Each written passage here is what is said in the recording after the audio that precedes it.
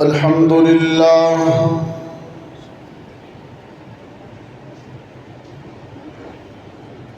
الحمد لله وحده والصلاة والسلام على من لا نبي بعده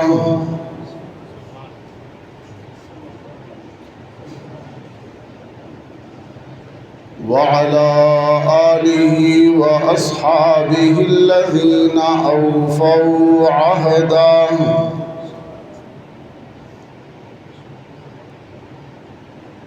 الذين هم مصابيح الرحمة ومفاتيح الغرر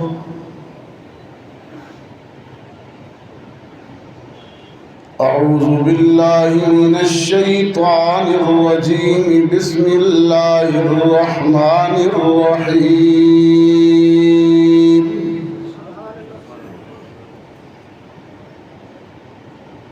كتاب أنزلناه إليك مبارك ليدبروا آياته وَلِيَتَذَكَّرَ أُولُو الْأَلْبَابِ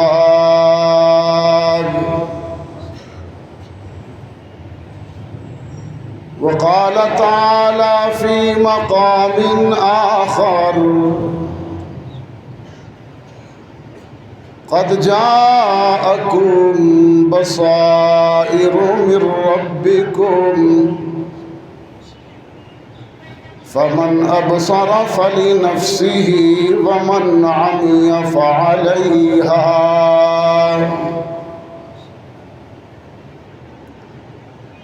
وقال تعالى في مقام آخر وإنه لتنزيل رب العالمين نزل به الروح الأمين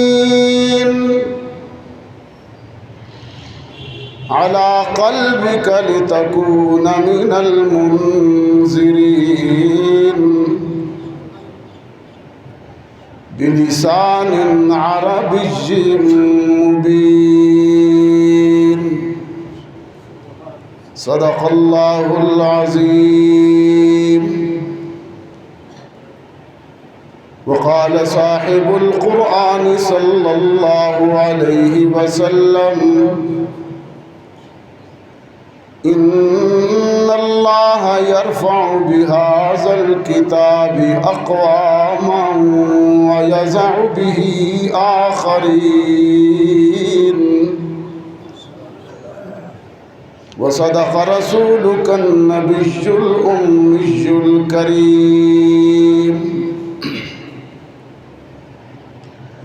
یہی ہے وہ کتاب حق جسے قرآن کہتے ہیں اور اسے برہان کہتے ہیں اسے فرقان کہتے ہیں تعارف یہ کراتی ہے خداوند تعالیٰ کا فرشتوں کا کتابوں کا حبیب حق تعالیٰ کا نہ کچھ تحریف کا خطرہ نہ خدشہ کچھ خیانت کا خدائے پاک خود ضامن ہے اس کی حفاظت کا اور اسی نے بھید کھولا ہے نبوت کا خلافت کا اور اسی نے راز بتلایا ہے قوموں کی امامت کا اور کرتاس کے چہرے پر ایک لفظ لکھا میں نے کرتاس کاغذ کرتاس کے چہرے پر ایک لفظ لکھا میں نے، اور اس لفظ کی خوشبو سے کرتاس معطر ہے، اور اس لفظ کی کرنوں سے عالم بھی منور ہے۔ وہ لفظ مکمل ہے، وہ لفظ محمد ہے۔ اللہم صلی علی محمد وعلی آل محمد کما صلیت علی ابراہیم وعلی آل ابراہیم انک حمید مجید۔ اللہم بارک علی محمد وعلی آل محمد کما بارکت علی ابراہیم وعلی آل ابراہیم انک حمید مجید۔ واجب التکریم حضرت مولانا غلام مصطفیٰ شاکر صاحب، حضرت مولانا کامران نسیم صاحب، حضرت مولانا خلیق الرحمن عطا صاحب، دیگر حضرات علماء اکرام، معززین علاقہ، اور بالخصوص قرآن کریم پڑھنے والے عزیز طلباء، آج 10 جون 2024 بمطابق 3 ذوالحج 1445 ہجری، ہم یہاں دارالعلوم جامعہ مدنیہ عربیہ حجیرہ میں نماز ظہر سے قبل ایک اصلاحی علمی نشست میں سب حاضر ہیں۔ اللہ ہماری حاضری کو قبول فرمائے۔ قرآن کریم پڑھنے والے طلباء کثیر تعداد میں علم قرآن حاصل کر رہے ہیں اس ادارہ میں، اور ہیں بھی دائیں طرف میرے۔ ان سے بات شروع کرتا ہوں، اور یہ میرے معززین شہر جو بیٹھے ہیں ان تک بات لے آتا ہوں تاکہ دونوں پہلوؤں سے بات ہو جائے۔ ان کی بات اور ہوتی ہے، یہاں کی بات عوامی کچھ اور ہوتی ہے۔ ہر نبی کو اللہ نے کچھ نہ کچھ دعا ضرور سکھلائی۔ آدم و حوا علیہم السلام کے متعلق فرمایا، تلقى آدم من ربہ کلمات، آدم نے اپنے رب سے دعا مانگنا سیکھا۔ ہمیں تو مانگنا بھی نہیں آتا، داتا خود سکھاتا ہے کہ مجھ سے کیسے مانگنا ہے۔ اور اسی طرح امام الانبیاء، تاجدار دو عالم حضرت محمد الرسول اللہ صلی اللہ علیہ وآلہ وسلم کے متعلق بھی قرآن کریم میں آتا ہے کہ اللہ نے حضور علیہ السلام کو بھی ایک دعا سکھائی۔ قل، اے پیغمبر آپ کہیے، رب زدنی علما، اے میرے رب میرے علم میں اضافہ فرما۔ یہ عزیز طلباء سے مخاطب ہوں، جب بھی صبح کو قرآن کھولیں تو یہ دعا پڑھ کے اپنے دن کا آغاز کریں۔ رب زدنی علما، یہ دعائے محمد ہے صلی اللہ علیہ وسلم، یہ دعائے امام الانبیاء ہے کہ یا اللہ میرے علم میں اضافہ فرما۔ نبی اکرم صلی اللہ علیہ وسلم اکثر اوقات اللہ سے یہ دعا بھی مانگا کرتے، اللہم انی اسألک علما نافعا۔ بہت خوبصورت جملے ہیں، بہت خوبصورت۔ یا اللہ مجھے نفع مند علم دے، یعنی اس علم سے مجھے بچا جس میں نفع نہ ہو۔ اور علم غیر نافع وہ ہوتا ہے جس پر عمل نہ ہو۔ علم ہو لیکن عمل نہ ہو، یہ نفع مند علم نہیں ہے۔ علم نافع وہ ہے کہ اللہ اس پر عمل کی توفیق دے دے۔ اس لیے رسول اللہ نے جب دعا مانگی تو یوں مانگی، اللہم انی اسألک علما نافعا، یا اللہ میرے نافع علم میں اضافہ فرما، وعملا صالحا، اور مجھے نیک عمل کی توفیق مرحمت فرما، اور ورزقا واسعا، اور مجھے کشادہ رزق حلال عطا فرما۔ ایک اور حدیث ہے، رسول اکرم صلی اللہ علیہ وسلم مسجد نبوی میں تشریف لائے،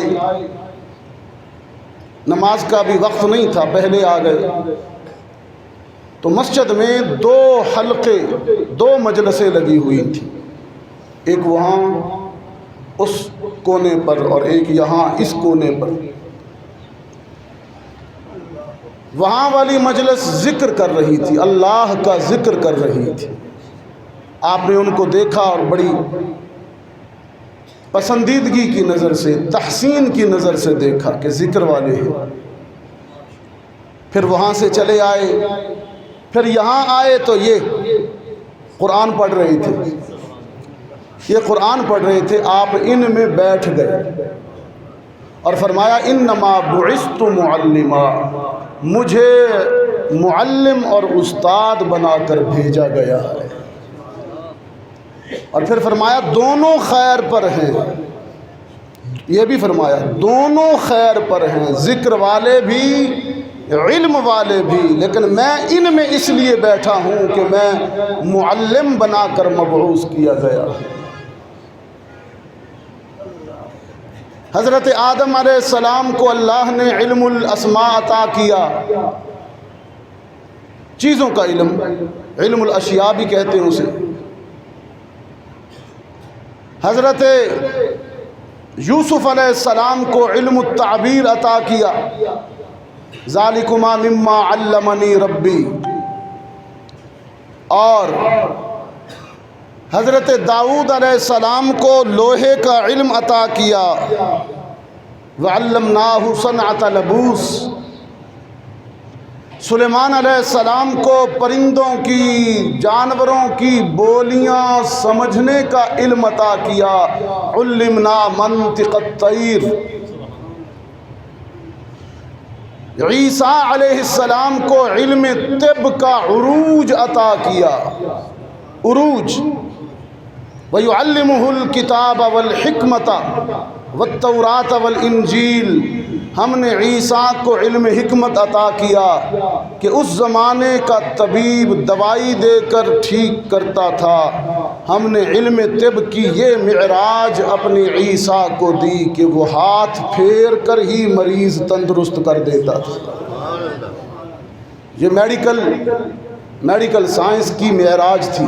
مادرزاد اندھے کو ٹھیک کر دیتے، بینائی لوٹاتے، حالانکہ آج بھی نہیں ہے یہ علم، لیکن عیسیٰ کو دیا۔ اور تو اور ابھی تک کسی علم طب کے شعبے کے پاس کا خواہ ایلوپیتھک ہو، ہومیوپیتھک ہو یا یونانی علم ہو، موت کا علاج کسی کے پاس نہیں ہے۔ وقتی طور پر بطور معجزہ، عارضی طور پر اللہ نے عیسیٰ کو موت کا علاج بھی بتا دیا۔ کہتے قم باذن اللہ، مردہ کو کہتے قم باذن اللہ، خدا کے حکم سے کھڑا ہو جا، معجزہ تھا، وہ کھڑا ہو جاتا۔ لیکن رسول اکرم صلی اللہ علیہ وسلم نے فرمایا آدم سے لے کر عیسیٰ تک جتنے مختلف علوم اللہ نے مختلف رسولوں کو عطا کیے، وہ سارے کے سارے علوم بیک وقت قرآن کی صورت میں میرے قلب اطہر پر نازل کرتے ہیں۔ اوتیت علم الاولین والآخرین، مجھے اولین کا علم بھی قرآن کی صورت میں دیا گیا، مجھے آخرین کا علم بھی قرآن کی صورت میں دیا گیا۔ یہ بہت بڑا انعام ہے۔ اسی لیے یہی تو وجہ ہے، حضرت آپ نے مجھے کل صبح کہا تھا سورہ رحمان کا، اس کا موقع اب آ رہا ہے۔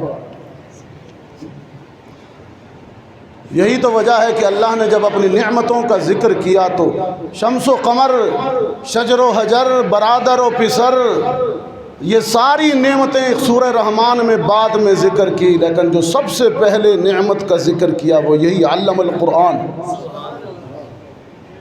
ذرا انداز کی شیرینی ملاحظہ کیجیے، رب کا لہجہ ہے۔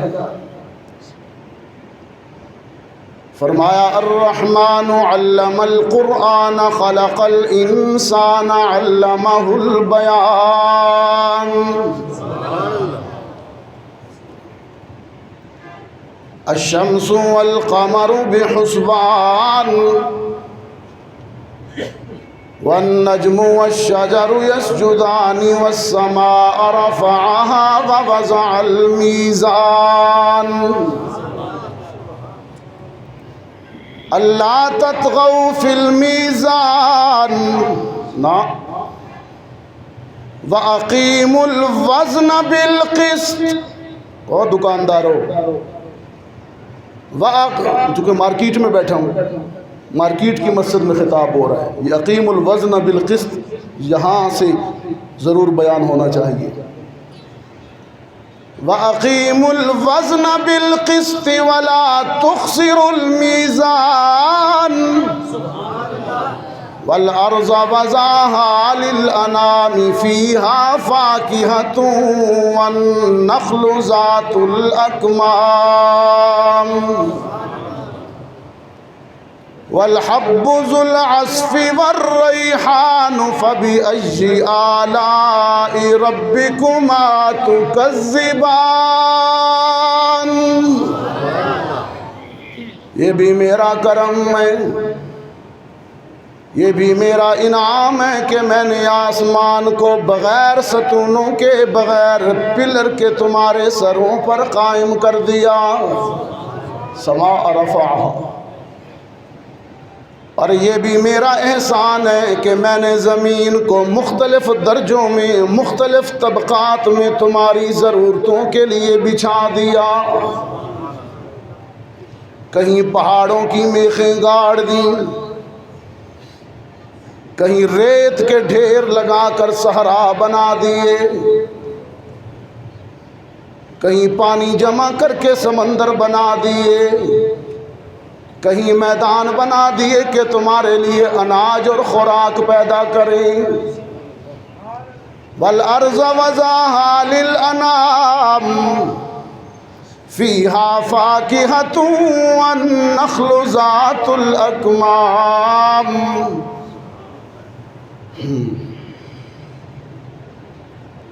آخری آیتوں کا تلاوت شدہ آیت، آخری آیتوں کا پہلے ترجمہ کیا، ابتدائی کا میں نے چھوڑ دیا، اب آتا ہوں ابتدا کی طرف۔ رب العالمین نے فرمایا الشمس والقمر بحسبان، سورج کی دھوپ بھی میرا کرم ہے، درختوں کا سایہ بھی میرا انعام ہے، رات کو چمکتے ہوئے آسمان کے سینے پر ستارے بھی میرا کرم ہے۔ لیکن ان ساری نعمتوں میں،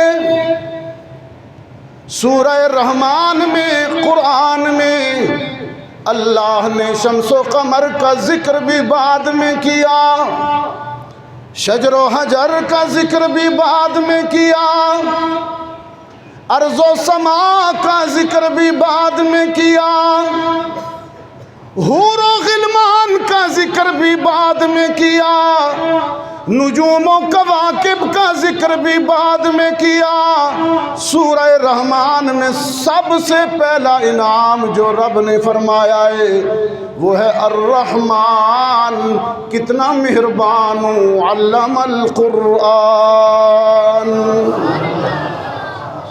میں نے تمہارے دامن میں قرآن جیسی نعمت ڈالی ہے۔ یہ اتنا بڑا اللہ کا کرم ہے۔ عزیز طلباء، آپ پڑھ رہے ہیں، یہ علم قرآن پڑھ رہے ہیں، میں ان بچوں کے ذہنوں میں اس کتاب کی اہمیت ڈال رہا ہوں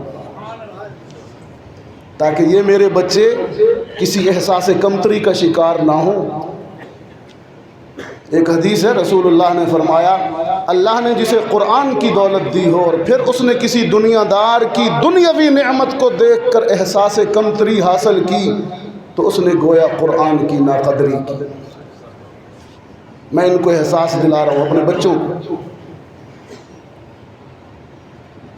اسی پر یاد آیا حضرت علی، سب کہیں رضی اللہ عنہ، ہاں امام الاولیاء ہیں، امام الاولیاء، اور مدینۃ العلم کے دروازہ ہے۔ علم کا شہر کون ہے؟ رسول اللہ محمد الرسول، اور اس شہر کا دروازہ کون ہے؟ علی المرتضیٰ۔ علم کا شہر ہے محمد مصطفیٰ۔ ابھی میں نے ان کے علم کی شان بتائی نا کہ آدم سے عیسیٰ تک جتنے رسولوں کا علم تھا سارا محمد عربی کو عطا کرتا، ابھی بتایا۔ اس لیے کہا انا مدینۃ العلم، انا مدینۃ العلم۔ یہ حدیث پڑھا کریں، اہل سنت بھی پڑھا کریں، کسی کو قبضہ نہ جمانے دیں۔ انا مدینۃ العلم، رسول اللہ فرماتے ہیں میں علم کا شہر ہوں، وعلی بابھا، اور علی اس کا علم و حکمت میں اس شہر علم و حکمت کا دروازہ ہے۔ علی خاک پہ لیٹے ہوئے تھے حضرت علی، خاک پہ، اس لیے رسول اللہ نے لقب دیا نا ابو تراب، خاک پر لیٹنے والا، نیچے بچھونا بھی نہیں تھا، سر کے نیچے کچی اینٹ کا تکیہ تھا، اور کہتے کیا ہیں، میں ان بچوں کے لیے کہہ رہا ہوں کہ کبھی کسی کی دولت کو دیکھ کر احساس کمتری کا شکار نہ ہونا۔ علی خاک پر لیٹے ہیں، سر کے نیچے کچی اینٹ کا تکیہ ہے، اور علی کہتے کیا ہیں؟ فرمایا رضینا قسمت الجباری فینا۔ اے کاش آپ عربی جانتے نا، جھوم جھوم جاتے، لیکن میں سمجھتا ہوں کہ علی کے لہجے کی حرارتیں عربی نہ سمجھنے کے باوجود بھی آپ کو پہنچے گی، علی کے لہجے کی گرمی۔ رضینا قسمت الجباری فینا، لنا علم وللجہال مال، فإن المال يفنى عن قريب، فإن العلم يبقى لا يزال۔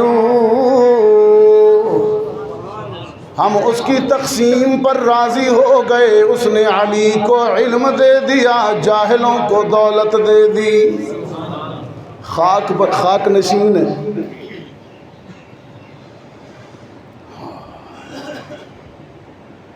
میں کہا کرتا ہوں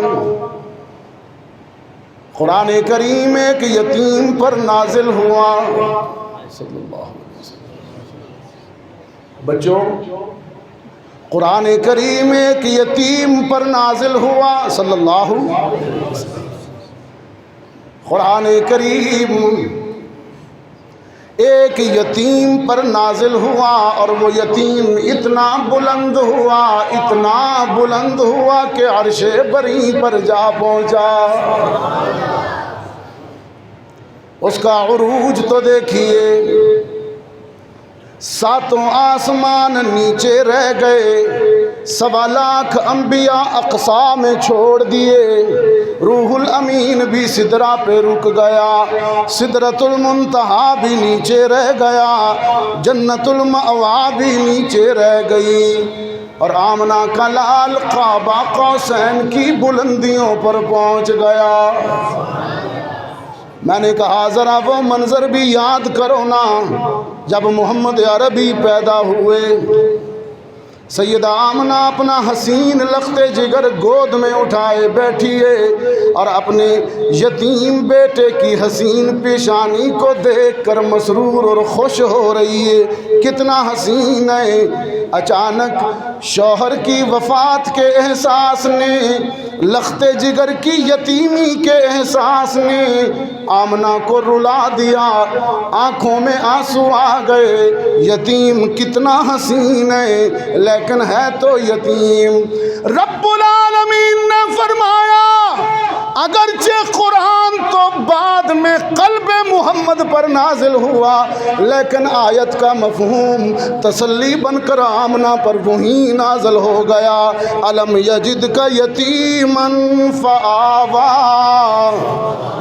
الم یجدک یتیما فآوا، یتیم ہے تو کیا ہوا، غم نہ کیجئے، دنیا کے بچے گلشنوں میں سیر کریں گے، لیکن تیرے یتیم کی بلندی کا یہ عالم ہوگا کہ یہ عرش بری پر سیر کیا کرے گا۔ دیکھا آپ نے، ان اللہ یرفع بہذا الکتاب، ان اللہ یرفع بہذا الکتاب، اس کا سب سے پہلا مصداق تو خود امام الانبیاء، ان اللہ یرفع بہذا الکتاب، اللہ اس کتاب کے ذریعے قوموں کو عروج عطا کرتا ہے۔ یہ کتاب انقلاب ہے، یہ کتاب انقلاب ہے۔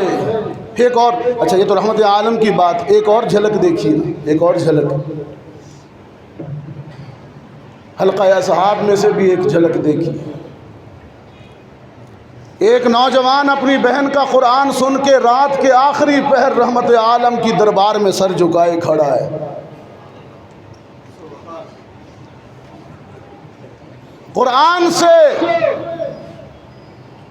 قرآن سے متاثر ہو کر رات کے سناٹے میں فاروق اعظم حضرت عمر جیسا جلیل القدر جوان رحمت عالم کی بارگاہ میں سر جھکائے کھڑا ہے۔ رحمت عالم پوچھتے عمر کیسے آئے تھے؟ عرض کی اللہ کے رسول آیا تو برے ارادے سے تھا، لیکن یہ جو آپ کا قرآن ہے نا، میں نے آپ کی زبان سے تو سنا ہی نہیں، ابھی میں نے اپنی بہن کی زبان سے سنا ہے، اور اس نے مجھے آپ کا غلام بنا کر کھڑا کر دیا۔ عمر کے جسم پر، عمر کے جسم پر ایک کپ کپی سی ہو گئی تاری، عمر کے جسم پر ایک کپ کپی سی ہو گئی تاری، وہیں سر جھک گیا، آنکھوں سے آنسو ہو گئے جاری۔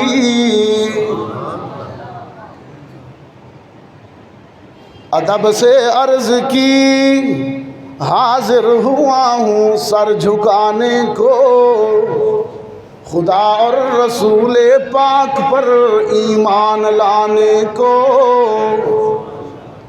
یہ کہنا تھا کہ ہر طرف صدائے مرحبا گونجی، فضا میں نعرہ تکبیر اللہ اکبر کی صدا گونجی۔ نعرہ تکبیر، شان رسالت، شان صحابہ، گلی گلی نگر نگر، قرآن نے عمر کو فتح کر لیا۔ کچھ کہنا چاہتا ہوں اگر آپ توجہ دیں، قرآن نے عمر کو فتح کر لیا اور عمر نے سارے جہاں کو فتح کر لیا. اور یہ بھی فاروقی احسان ہے.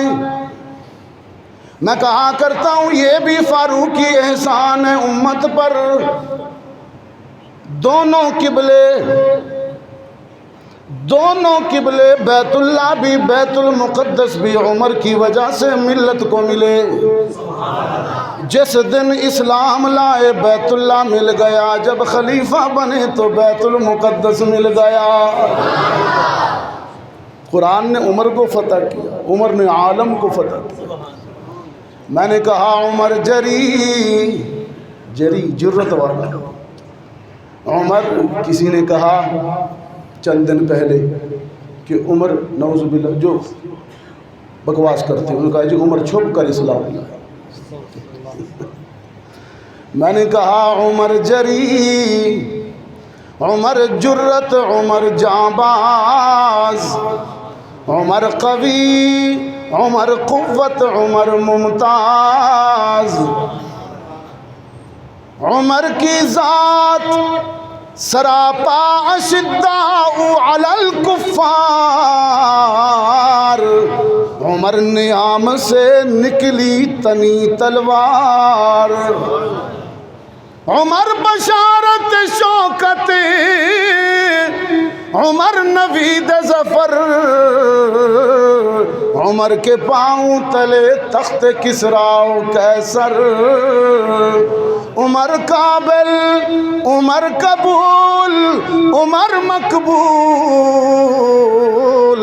عمر دعائے پیمبر, عمر مراد رسول. قرآن نے عمر کو فتح کیا اور عمر نے عالم کو فتح کیا. قرآن نے عمر کو فتح کیا اور عمر نے عالم جہاں کو فتح کیا. اب فاروقی فکر ندیم شاہ صاحب کا جملہ, اللہ کروڑہ رحمت نازل فرمائے. یہاں تشریف لائے. اچھا ادھر اکٹھے عباس پور میں بھی, حجیرہ میں بھی. شاہ جی کہا کرتے تھے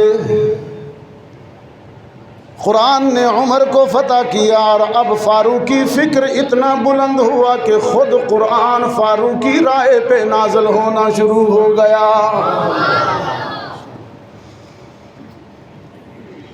کوئی مشورہ دیتے ہیں, پیغمبر کے قدموں میں بیٹھ کر بولتے ہیں. عمر کے وہی بول وہی کا لباس پہن کر قرآن بن کر قلب محمد پہ نازل ہو جاتے ہیں. بد نصیبوں نے عائشہ پہ تہمت لگائی. عمر نے کہا ھذا بہتان, ھذا بہتان. رحمت عالم اٹھ کر عائشہ کے پاس گئے. عائشہ مصلی پہ سر بسجود ہے اور کہہ رہی تھی او دلوں کے بھید سننے والے, جاننے والے, یوسف پہ الزام لگا اس نے بھی تجھے پکارا, موسیٰ پہ الزام لگا اس نے بھی تجھے پکارا, مریم پہ یہودیوں نے الزام لگایا اس نے بھی تجھے پکارا. آج تو تیرے محمد کی حمیرہ بھی آنسو بہاتی آئی ہے, کچھ انتظام کرنا. سیدہ فرماتی ہیں میں یہ عرض کر رہی تھی, ادھر رحمت عالم پر وہی نازل ہونا شروع ہو گئی. وہی لفظ جو مشورے میں فاروق نے کہے تھے, عائشہ کی تطہیر کے لیے فاروقی الفاظ قرآن بن کر قلب رسول پہ اتر آئے ہیں. میرا ایک دوست ہے, وہ کہتا ہے, بڑی پیاری بات کہتا ہے.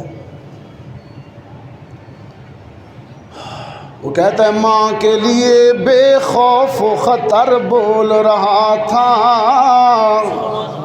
فاروق, ماں کے لیے بے خوف و خطر بول رہا تھا اور قدوس کے الفاظ بشر بول رہا تھا. ماں کے لیے بے خوف و خطر بول رہا تھا، قدوس کے الفاظ بشر بول رہا تھا، اور تہمت کی زبان بولنے والوں کے مقابل، تہمت کی زبان بولنے والوں کے مقابل، قرآن کی زبان بن کے عمر بول رہا تھا، قرآن کی زبان بن کے فاروق بولا۔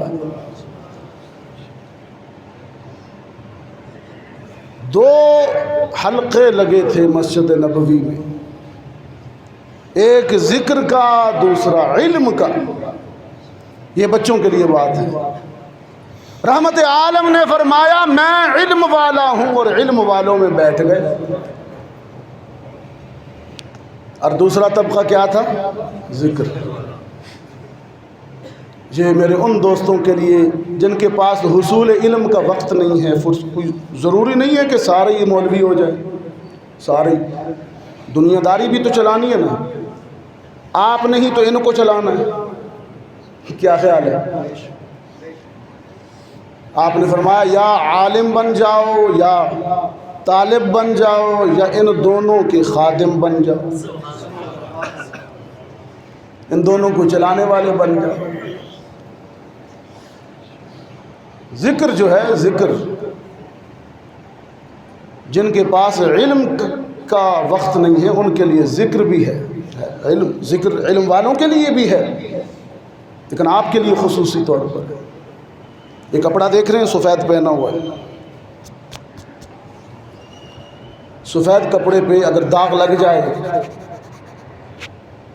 سالن کھاتے ہوئے کوئی قطرہ سالن کا، قورمے کا، وائٹ قورمے کا تو شاید وائٹ لباس پہ نظر نہ آئے، آپ کشمیری تو وائٹ قورمہ کھاتے ہو، اور یہ جو دوسرا قورمہ ہوتا ہے ریڈ والا، نشان لگ جائے تو دور سے داغ نظر آتا ہے، اور وہ داغ اتر بھی جاتا ہے۔ آپ صابن سے دھو لیجئے، سرف سے دھو لیجئے، داغ اتر جائے گا۔ داغ زیادہ گہرا ہے تو بلیچنگ ڈال دیجئے۔ رحمت عالم صلی اللہ علیہ وسلم نے فرمایا دل بھی سفید نور ہے، جب انسان اللہ کی نافرمانی کرتا ہے تو یہاں داغ لگ جاتا ہے۔ صحابہ نے عرض کی وہ داغ دھلے گا کیسے؟ فرمایا اللہ کے ذکر سے، یہ دھل جائیں گے داغ۔ تو میں چاہتا ہوں کہ اب تھوڑے سے داغوں، نفرتیں، حسد، ایک دوسرے کے خلاف بغض، یہ سب نکال کے تو اس کو دھو ڈالیے، جھاڑو پھیریے، صاف کیجئے اس کو، ذکر سے یہ صاف ہوگا۔ لا الہ الا اللہ، لا الہ الا اللہ، لا الہ الا اللہ، لا الہ الا اللہ، لا الہ الا اللہ، لا الہ الا اللہ، لا الہ الا اللہ، لا الہ الا اللہ۔ پہاڑوں پر بیٹھنے والوں، بلندیوں پر رہنے والوں، بالائی پر پستی میں، ویرانوں میں، بستی میں، آگ لگا کر ہستی میں تو کہتا پھر یہ مستی میں، لا الہ الا اللہ، لا الہ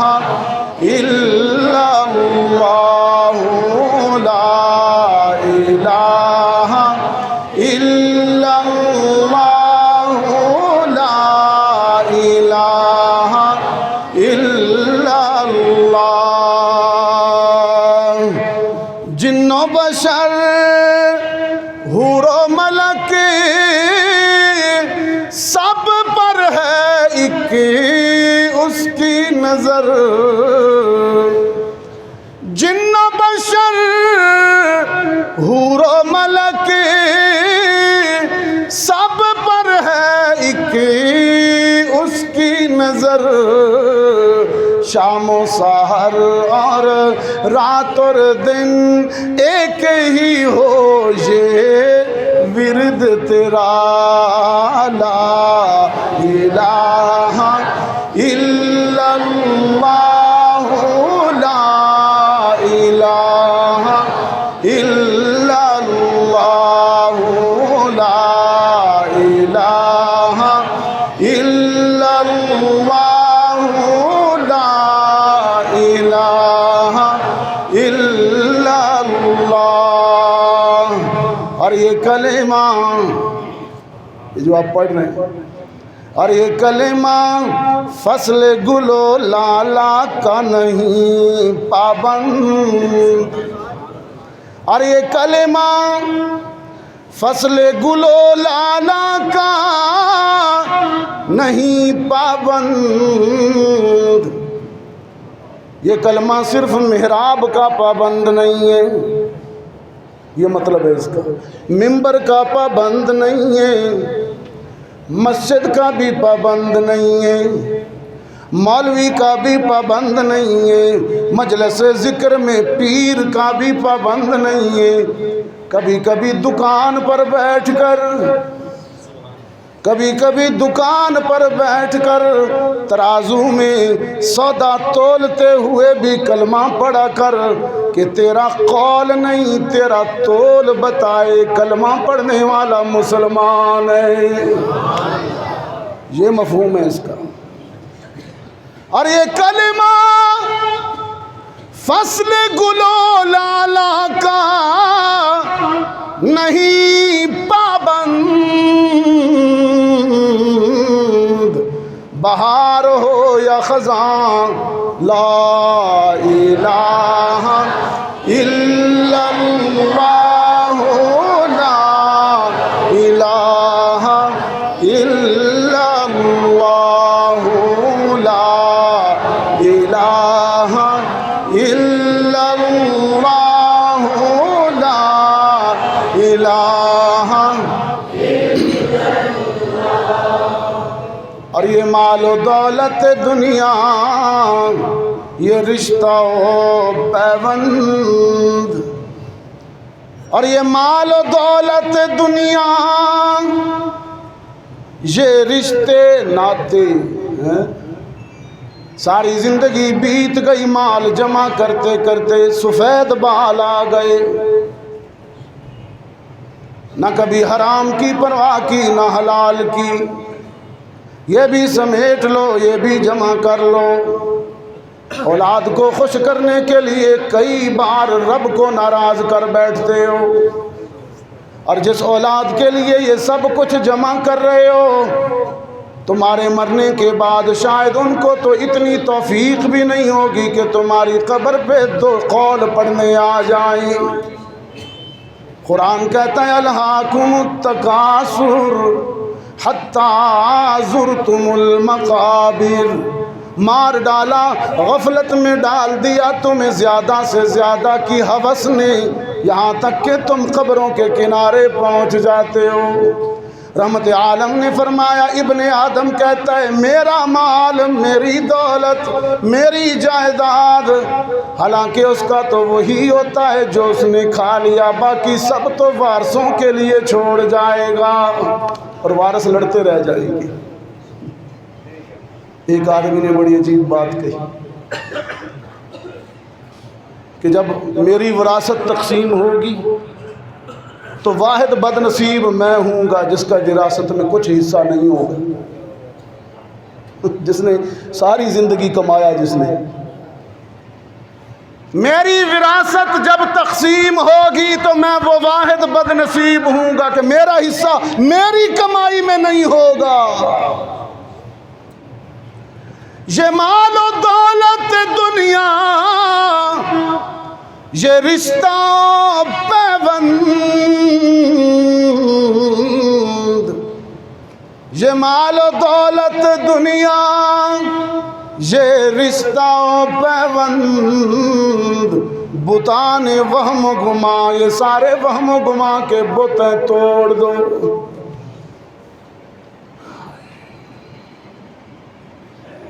حجیرہ والو، صرف پتھر کے اور لکڑی کے تراشے ہوئے بت نہیں ہوتے، زر پرستی بھی بت ہے، پیسے کی پوجا، اولاد پرستی بھی بت ہے۔ یہ تو آپ کے دائیں بائیں سرسبز پہاڑ ہیں، چشمے پھوٹے ہوئے ہیں، چشمے پھوٹے ہوئے ہیں،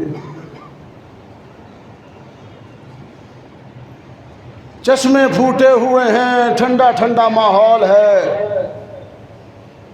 ہم ملتان والوں سے پوچھیے اس کی قدر۔ میں نے کل کہا کہ بڑے خوش نصیب ہو ٹھنڈی جگہ، ہم تو اتنے حال میں اتنے لوگ جمع ہو جائیں تو حبس ہو جاتی ہے ملتان۔ تم تو موجے کر رہے ہو، جنت میں ہو۔ ایک بزرگ بولے ہم سردیوں میں قیمت بھی ادا کرتے، ہم اس کی پیمنٹ دیتے سردیوں میں۔ میں نے کہا بات تو تیری ٹھیک ہے، لیکن ایک پہاڑ تھے بڑے بڑے جلے ہوئے بنجر، ایک سبزے کی پتی بھی نہیں تھی، کچھ سایہ نہیں تھا، چشمہ تو دور کی بات، پانی کا قطرہ بھی نہیں تھا۔ ایک بے قرار ماں کو اور ایک شیر خوار کو ابراہیم چھوڑ کے چلا گیا۔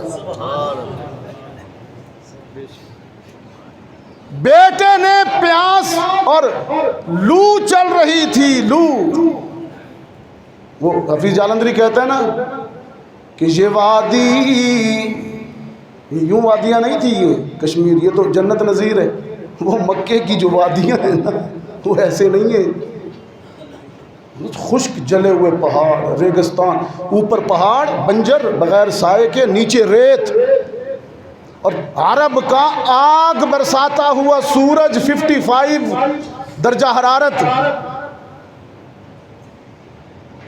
کہ یہ وادی جس میں وحشت بھی قدم رکھتی تھی ڈر ڈر کے، وہاں خوف کو بھی خوف آتا تھا۔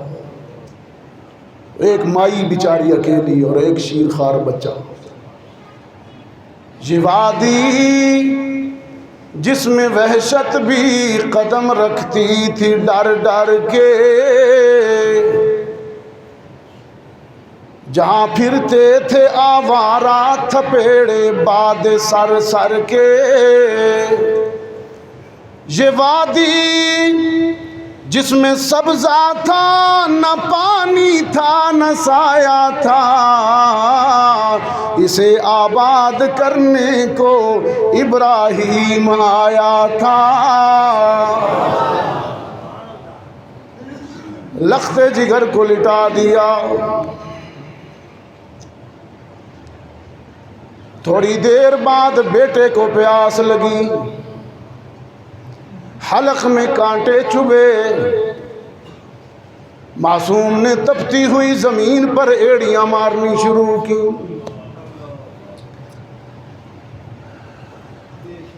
ماں بے قرار ہو گئی،